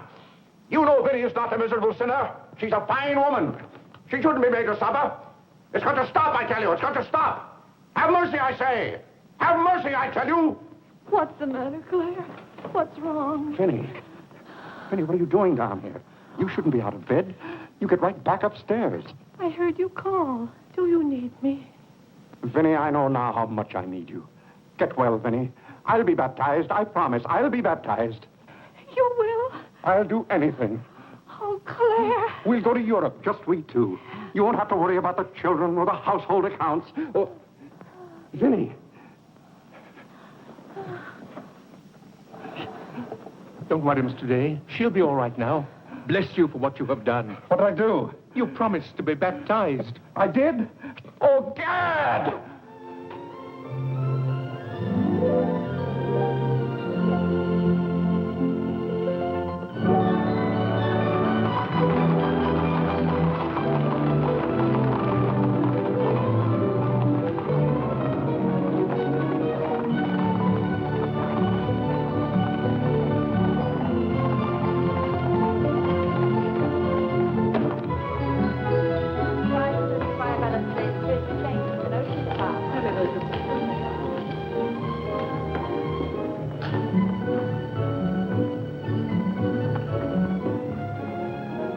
Isn't it drafty here, Mother? Shall I get your coat, Mother? The No, doctor said thank you. mustn't take cold. I'm quite comfortable, thank you. Come on now, let's stay together. Holland, don't you get lost again. Aren't the hats lovely this year? Ostrich feathers. You wouldn't wear that hat, would you, Mother? I think that's very pretty. I think they're all pretty. Oh, I do need some pink silk thread.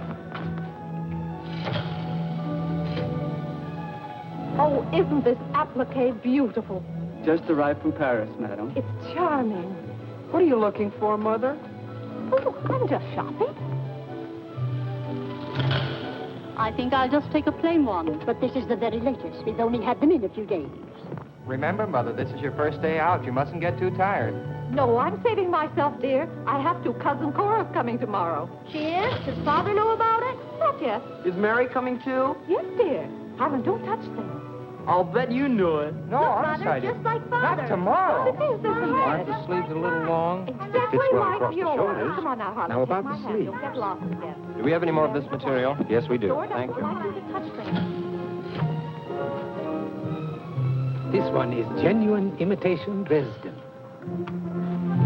The original design by Duryea. John, isn't this the darlingest thing? It's exactly what I've always wanted. How much is this lovely pug dog? $15, ma'am.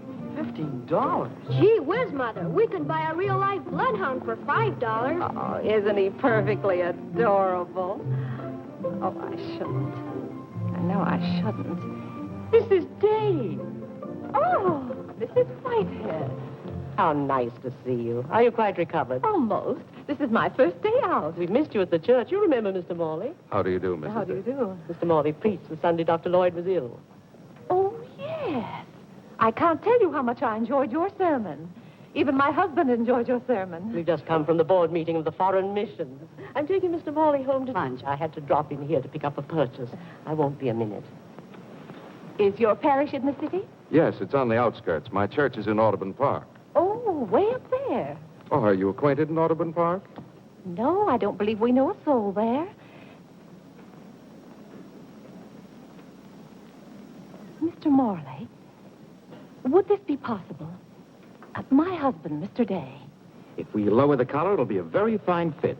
You won't find a better suit of clothes in the city for $15. Oh, it's not the price. It's the money. Thank you for holding it for me. Welcome.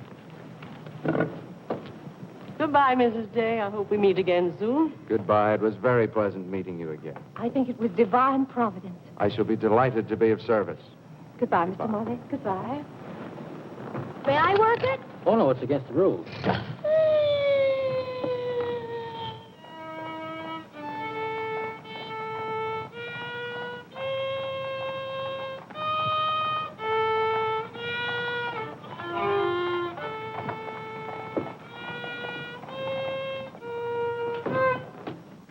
Hello.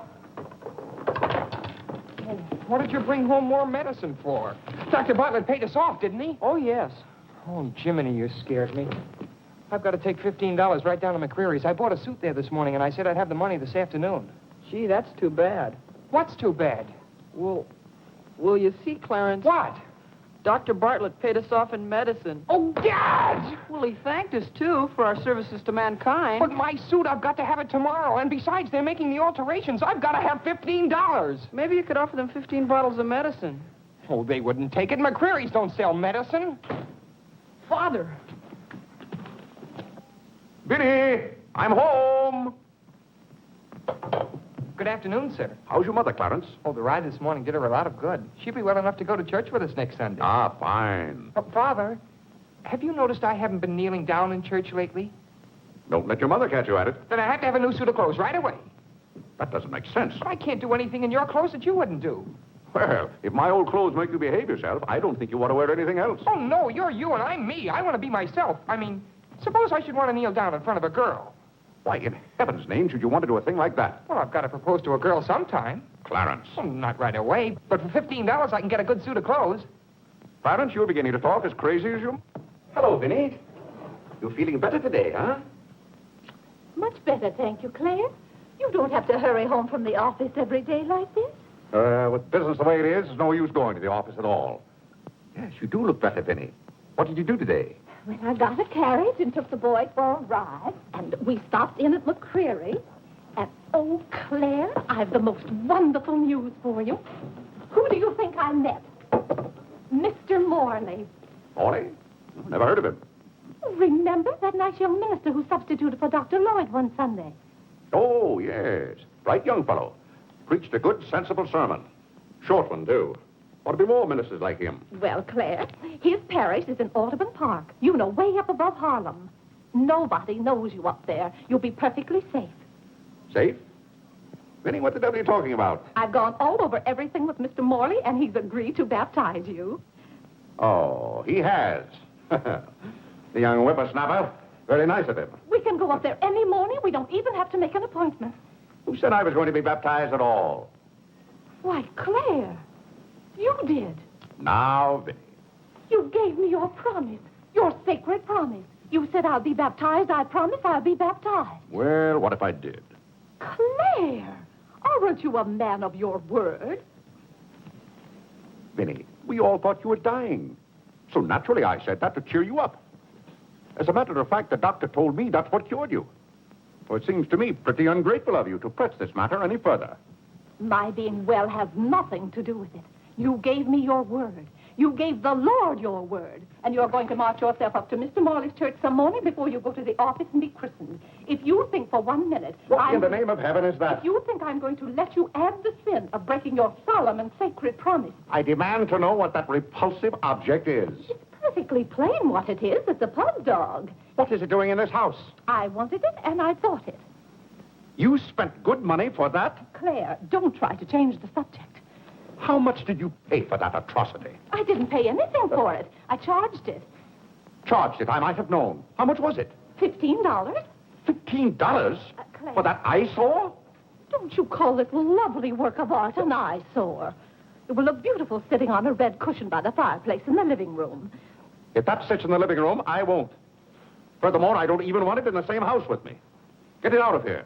Claire, you're not going to get out of this room until you set a date for your baptism. I'll tell you one thing. I'll never be baptized as long as that hideous monstrosity is in this house. All right. All right. Clarence. That pug dog goes back this afternoon, and he's christened first thing in the morning. You heard him, didn't you, Clarence? You heard him say that he'd be baptized as soon as I got this pug dog out of the house. You hurry right back to McCreary's with it, and be sure they credit us with $15. Oh, Mother, while we were at McCreary's, I happened to see a suit I'd like very much, and the suit was only $15. Well, Clarence, I'm afraid your suit will have to wait until after I get your father christened. Well, no, I meant that since the suit cost just the same as the pug dog, if I exchanged the pug dog for the suit... Why, yes. Then the suit wouldn't cost your father anything. Why, how bright of you, Clarence, to think of that. I'd better start right away before McCreary's closes. Yes. Now, let's see. If we're going to take your father all the way to Audubon Park... Clarence, on your way back, you stop at the livery stable and tell them to have a cab here at 8 o'clock tomorrow morning. Mother, a cab? Do you think you ought to? We can't walk all the way to Audubon Park. But you know what a cab does to Father. This is a very important occasion. All right. Get one of their best cabs, the kind they use at funerals. Well, those cost $2 an hour, and if Father gets mad... Well, if your father starts to argue in the morning, you remember. Oh, he agreed to it. We both heard him.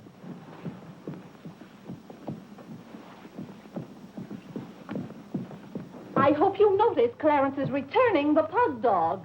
Well, that's a sign you're getting your faculties back. Don't dawdle, Clarence.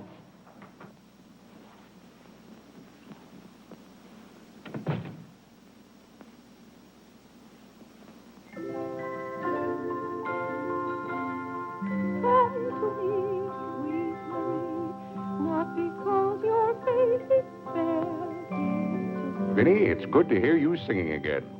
But your smile so pure and sweet makes my happiness complete. Makes me fall at your feet, sweet Marie. Oh, on the way uptown, I stopped in at Tiffany's and bought you a little something. Thought you might like it. Claire, what a beautiful ring. I'm glad if it pleased you. Oh, Claire, how sweet of you.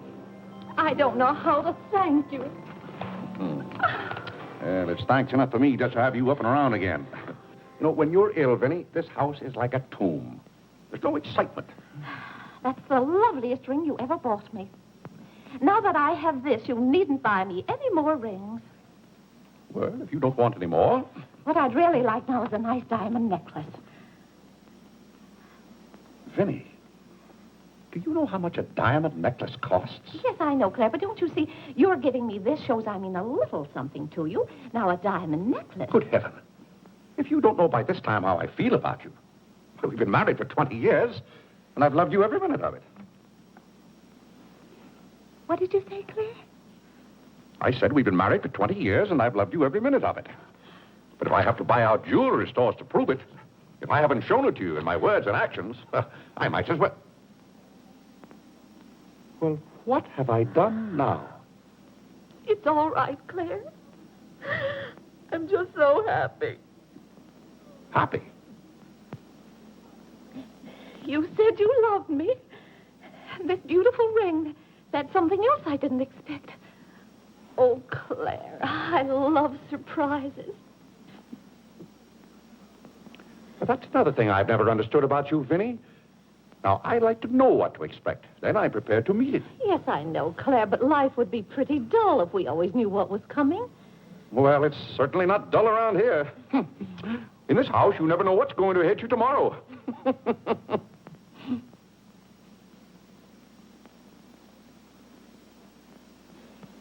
Every daisy in the dell knows my secret, knows well, and yet I dare not tell thee, sweet Marie,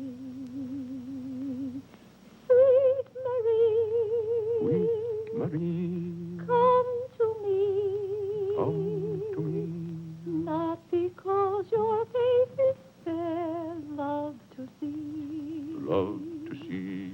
Every daisy in the dell knows my secret, knows it well, and yet I dare not tell, sweet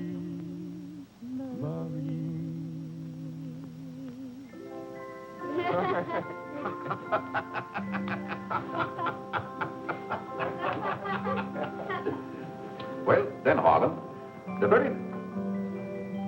Who are you? What's your name? Margaret, sir. Can't be Margaret. We've got one Margaret in the house. At home, they call me Maggie, sir. All right, Maggie. If her name's Margaret, that's a good sign. Maybe she'll stay a while.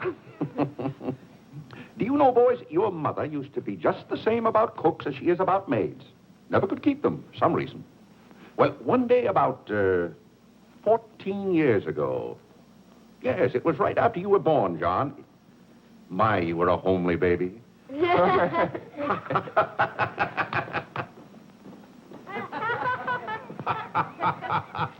you, Margaret.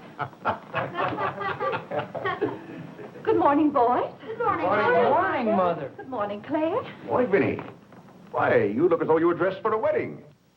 Do I, dear? Yes. Have a good night? Yes, thank you, Claire. Sit down, Vinny. Sit down, boys.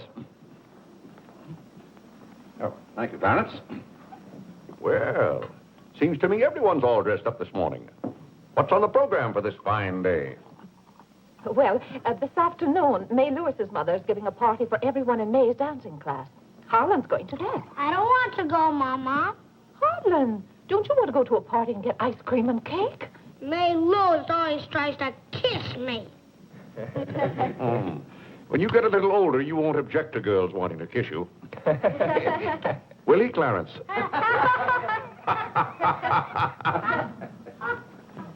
This is for you, Mr. Day. Where shall I put it? Oh, that's for me, I think. Take it upstairs, Maggie. Wait a minute, Maggie. Bring it here. Let's see it. See, it's for me, Father, Clarence Day, Jr. Let me look. Well, that's from McCreary's. And it's marked charge. What is it? Claire, it's all right. It's nothing for you to worry about. Well, at least I think I should know what's being charged to me. What is it? Claire, stop your fussing. It's a new suit of clothes for Clarence, and it isn't costing you a penny. It's marked charge $15. It's costing me $15. And I told Clarence... Claire, can't you take my word? It isn't costing you a penny. I'd like to have you explain why it isn't. Because Clarence took the pug dog back and got the suit instead. Of course. And they'll charge me $15 for the suit. Nonsense, Claire. We gave them the pug dog for the suit, don't you see? Then they'll charge me $15 for the pug dog. But, Claire, they can't. We haven't got the pug dog. We sent that back. Well... But... Well, now, wait a minute, Vinny. The suit... Well, there's something wrong with your reasoning. Well, Claire, I'm surprised at you when you're supposed to be so good at figures. That's perfectly clear to me. Vinny, they're going to charge me for one thing or the other. Don't you let them.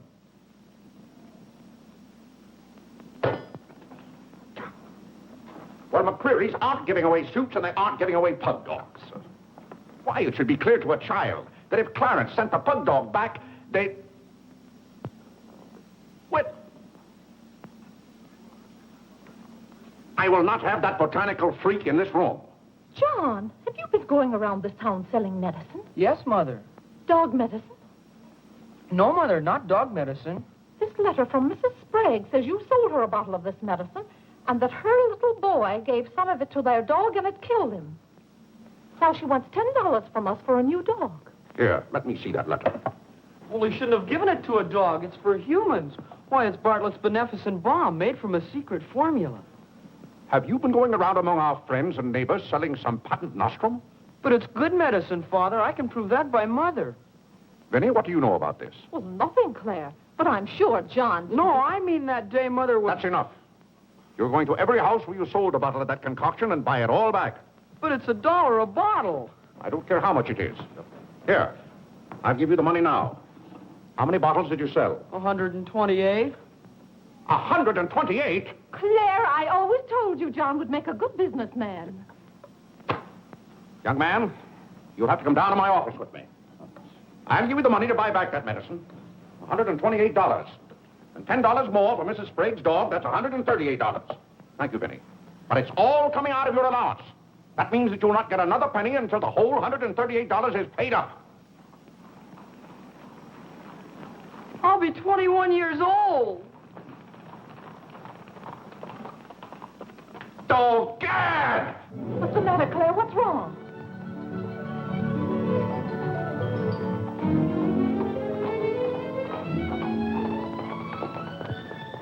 Those gypsies are back. Don't anyone answer the door. They're moving in on us again, bag and baggage. I won't have it, I tell you. I won't have it. Now, Claire. Don't let them in. Claire, hush up. They'll hear you. Tell them to get back in that cab and drive right on to Ohio. As if we could turn our own relatives away. But they're extravagant enough to take cabs when horse cars run right by our door. And now you be quiet and behave yourself. John, come help with the baggage. Why do they always have to pounce on us without any warning? Cora, Mary. Well, it's so good to have you back again. How are you, Vinny? We've been so worried about you. Oh, I'm fine now. Did you have fun in Springfield? Was it? John. My, you're still growing. Thank you, Cousin John, go get the baggage. There's Whitney. How are you, darling? Fine, thank you. And little Harlan. Have you been a good boy? No. Claire, the girls are here. Cousin Claire, here we are again. My, it's so nice to be back. How do you do, Mr. Day? How do you do? Come and sit down and have some breakfast with us. Oh, we had breakfast at the depot. Well, we've practically finished ours. I haven't finished my breakfast. Well, then sit down, Claire. Come and have a cup of coffee anyway. Oh, thank Mary, you, sit over Vinny. there. Cora, Maggie, clear those places. My, this seems so natural. Claire, don't let your kippers get cold. Maggie, serve some coffee. Yes. Oh, where's Clarence? He must be upstairs moving his things so you can have his room again. Oh, Vinny, we can't stay overnight. Grandpa Ebbets has been sailing very fast, and that's why I have to hurry back. We're leaving on the 5 o'clock train this afternoon. Well, Cora, it certainly is good to see you again.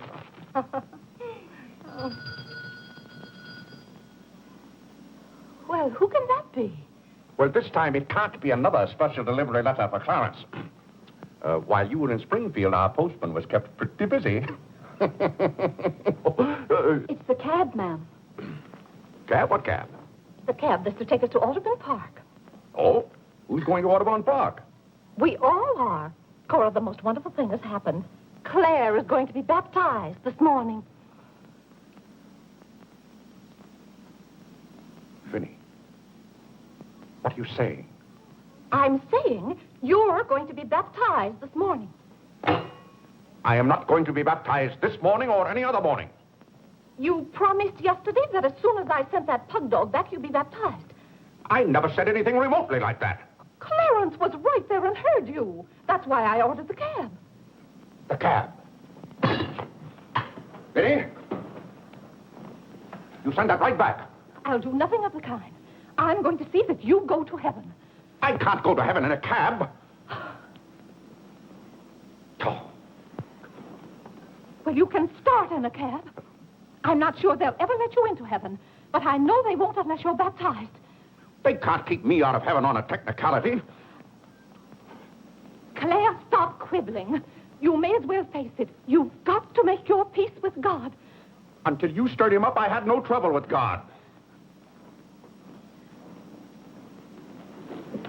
Harlan, Whitney, come get your Sunday hats. Clarence, John. Yes, Mother? Hurry, we're ready to go. Oh, my prayer book. Harlan, come let me fix your tie. Vinny, are you mad? Was it your plan that my own children should witness this indignity? Why, Claire, they'll be proud of you. I suppose Harlan is to be my godfather. Vinny, I won't go through with this thing. That's final. Claire, dear, if you feel that way about it... I do. Then we won't take the children with us. I'm not talking about the children. I'm ready, Mother. Oh, John. Vinny, I haven't time for anything like that this morning. I've got to take John down to my office with me and give him the money to buy back that dog medicine. But it wasn't dog medicine, sir. Young man, we're starting downtown this minute. You do no such thing. You gave me your sacred promise that day I almost died. Yes, and she would have died if we hadn't given her some of that medicine. That proves it's good medicine. You gave your mother some of that dog medicine? John, you didn't. Yes, we did, Mother. We put some in your tea that morning. Oh, John. Do you realize you might have killed your mother? You did kill Mrs. Sprague's dog. John, I'll have to give considerable thought as to how you're to be punished for this. But Claire... No, Vinny. When I think of that day, why, we might have lost you. You're all right now, thank heaven. But what I went through that afternoon, the way I felt, I'll never forget it. You've forgotten it already. What do you mean? That was the day you gave me your sacred promise. Yes, but I wouldn't have given you my promise if I hadn't thought you were dying, and you wouldn't have almost died if John hadn't given you that dog medicine. Don't you see? Well, the whole thing is illegal. Suppose I had died. It wouldn't make any difference to you. You don't care whether we meet in heaven or not. You don't care whether you ever see me and the children again. Now, Vinny, you're not being fair to me. It's all right, Claire. If you don't love us enough, there's nothing we can do about it. But that has nothing to do with it. I love my family as much as any man. All my life, I struggled and worked just to... Yeah, there's that cab.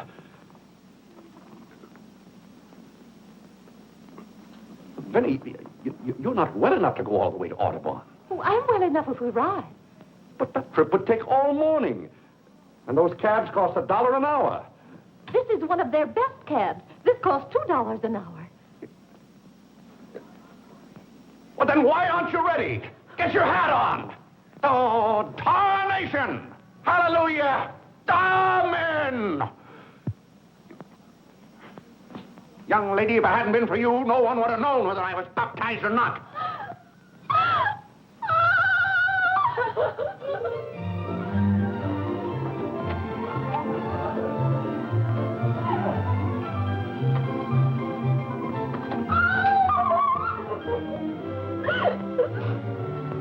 Oh, Gad! Good morning, Mr. Day. You're going to the office? No. I'm going to be baptized.